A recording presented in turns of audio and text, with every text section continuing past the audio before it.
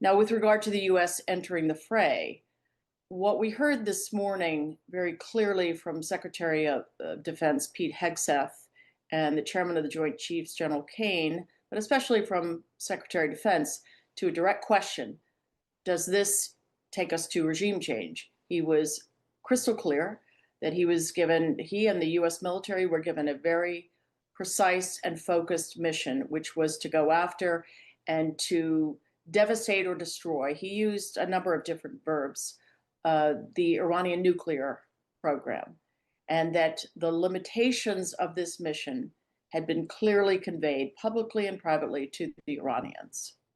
Nonetheless, of course, there is room for escalation. There must always be room for diplomatic effort to take the conflict to a close, to an off-ramp. So we heard Hegseth refer explicitly to public and private channels. I believe those channels have been ongoing throughout the 9 days of this conflict. The question is, where does the U.S. intend to take these negotiations?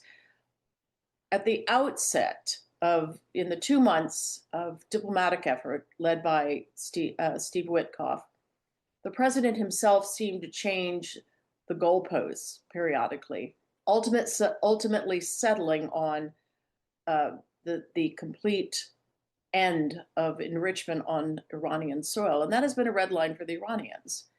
So if the U.S. has largely obliterated, as Hegseth said, the ability of the Iranian regime to enrich, is that a starting point, since there's nothing to negotiate about in terms of those previous facilities? Very unclear.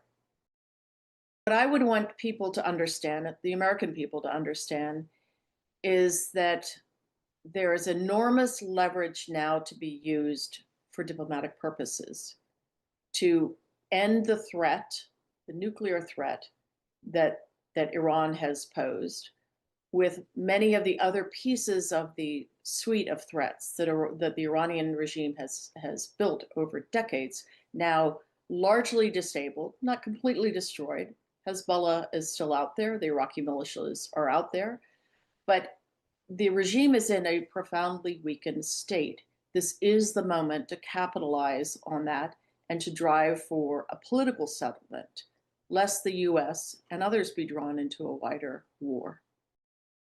Ultimately, the consistent priority for this regime and for Khomeini before Khamenei was preservation of the Islamic Republic, preservation of the theocratic style of governance and the regime itself. So that's the ultimate rational perspective.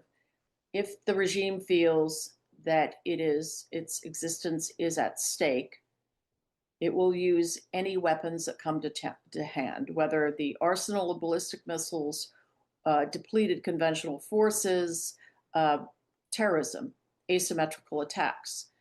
But it has clearly signaled throughout the 9 days of this conflict with Israel that it is trying to avoid a second front, and that is a front with the US. So really at this moment, how the US comports itself, I think, will be the decisive factor.